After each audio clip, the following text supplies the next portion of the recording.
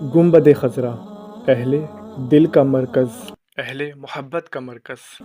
یقیناً ہر مسلمان کی یہ خواہش ہوتی ہے کہ وہ اس مبارک اور دل سکون دینے والے گنبد کی زیارت کرے۔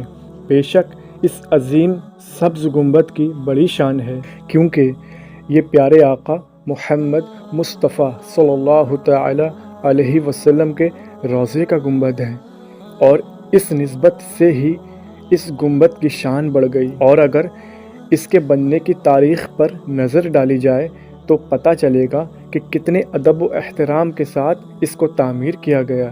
مگر آج یہ موضوع نہیں ہے، بلکہ آج ہم اس غلط فہمی پہ بات کریں گے کہ جو اس کے حوالے سے عوام میں پھیلی ہوئی ہے، اور بعض افراد علم نہ ہونے کی بنیاد پر اس کو سچ مانتے ہیں، اور وہ یہ ہے کہ گنبد خضرا کا سایہ نہیں ہے۔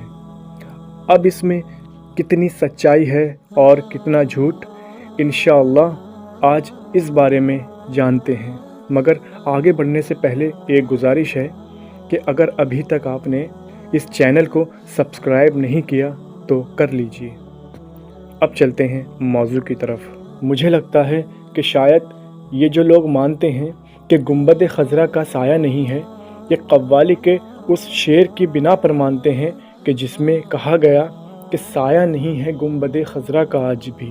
مگر ظاہر سی بات ہے کہ ان قوالوں کا کیسے اعتبار کیا جا سکتا ہے کہ جو ایسے اشعار اپنی قوالی میں بے خوف و خطر پڑھ دیا کرتے ہیں کہ جو حرام ہوتے ہیں، بلکہ بعض شعر تو کفر و شرک پر بھی مبنی ہوتے ہیں، اور پھر فاسق و فاجر کی بات تو ویسے بھی بغیر تحقیق کیے تسلیم نہیں کرنا چاہیے۔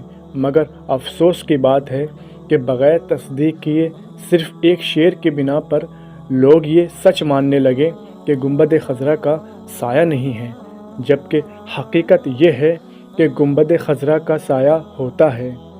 ایک دو نہیں بلکہ کئی پکچرز اور ویڈیوز سوشل میڈیا پر موجود ہیں کہ جس میں واضح طور پر سبز گنبد کا سایہ دیکھا جا سکتا ہے۔ اگرچہ سوشل میڈیا کا ایک نیگیٹو پوائنٹ یہ ہے کہ بڑے سے بڑا جھوٹ بہت ہی آسانی سے سوشل میڈیا کے ذریعے پھیلایا جاتا ہے، مگر اس کی ایک پازیٹیو سائیڈ یہ بھی ہے کہ کوئی بھی جھوٹ زیادہ دیر تک ٹکتا نہیں ہے۔ اور پھر علماء کرام سے بھی اس حوالے سے سوال کیا گیا، اور علماء کرام واضح فرماتے ہیں کہ گنبد خضرا کا سایہ زمین پر پڑتا ہے، اور مدینہ منورہ میں اپنی آنکھوں سے دیکھا ہے۔ ہاں، رسول کریم صلی اللہ تعالی علیہ وسلم کا سایہ نہیں تھا، مگر گنبد خضرا کا سایہ ہوتا ہے۔